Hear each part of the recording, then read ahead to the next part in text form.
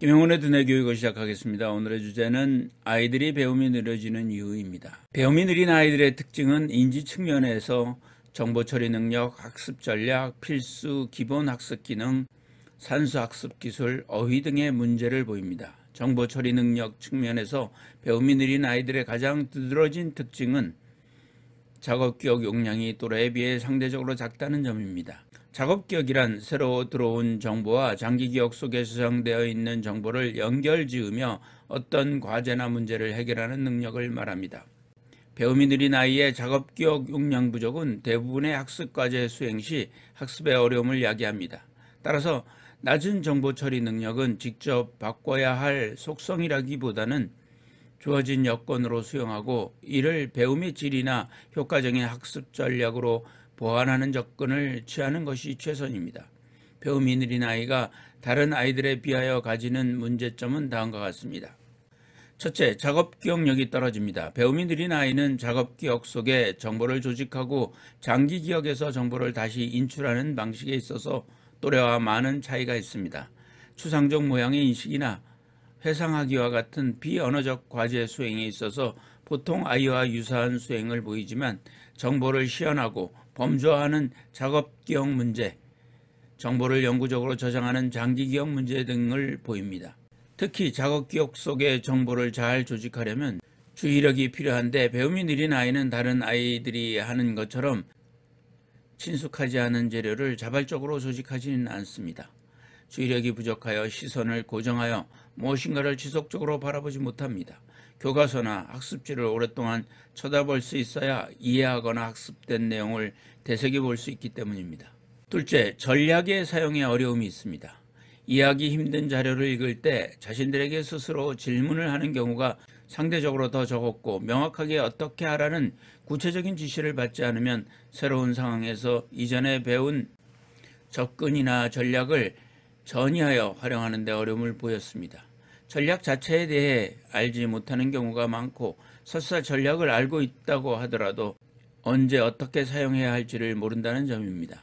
예컨대 독서 전략의 하나인 SQ3R 전략, 즉 검토, 질문, 읽기, 암송, 복습을 가르쳐도 배움이 느린 아이들은 막상 글을 읽고 이해하기 어려운 상황에 처했을 때 이 전략을 스스로 생각해내어 적용하지 못하는 경우가 많습니다.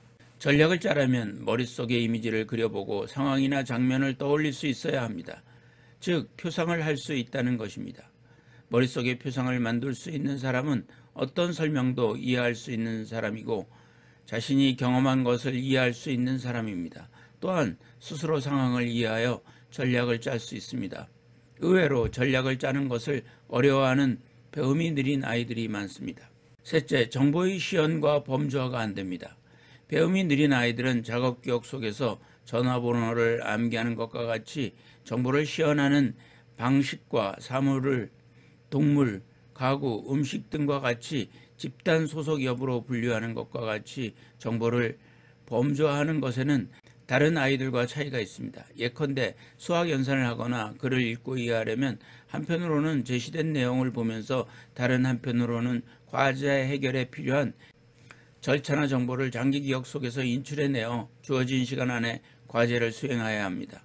하지만 배움이 느린 아이는 작업 기억 용량이 제한되어 이러한 처리 과정을 더디고 힘들게 만들고 결과적으로 학습자는 그런 과정을 회피하려 하거나 오류를 범할 가능성이 커지게 됩니다. 일정한 시간 동안 누군가가 말하는 소리를 경청하여 듣기가 어렵기 때문에 다른 사람의 말이 끝나기도 전에 주의력이 딴 데로 가서 정보를 시연하고 범주하는 것이 어려운 것입니다.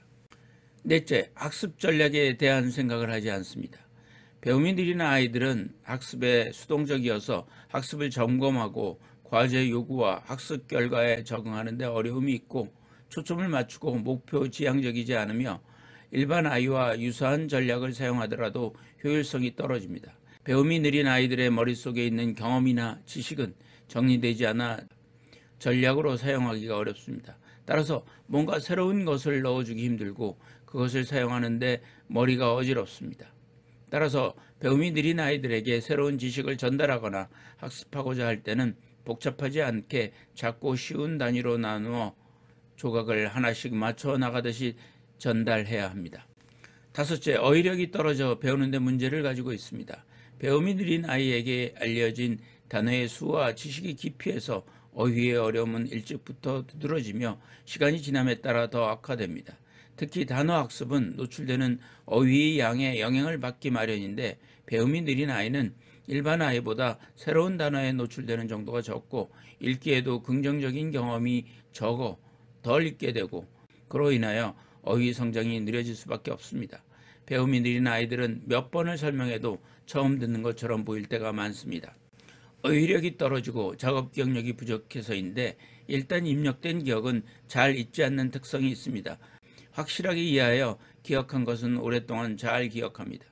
따라서 배움이 느린 아이가 오랫동안 정확하게 기억하게 하기 위해서는 부모가 수없이 반복하여 돕는 과정이 도움이 됩니다. 여섯째, 심리정서 측면에서 불리한 여건에 처해 있습니다.